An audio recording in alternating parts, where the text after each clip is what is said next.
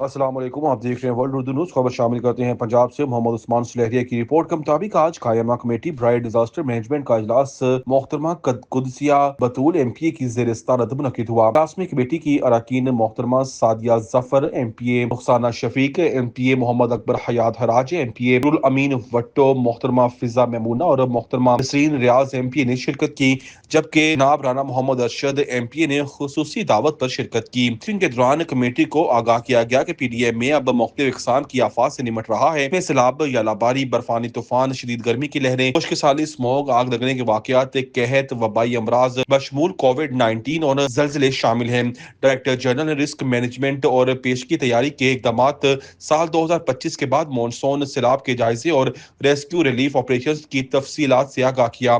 اس موقع پر بتایا گیا کہ گزشتہ سیلابوں کے دوران 27,000 دیہات متاثر ہوئے، 47 لاکھ افراد کو نقصانات کا سامنا کرنا پڑا اور 2 کروڑ 40 لاکھ زرعی ایکڑ اراضی کو نقصان پہنچا۔ اجلاس میں معاوضے کے عمل میں موجود خلا پر بھی تبادلہ خیال کیا گیا اور ان کی مقامات کی نشاندہی کی گئی۔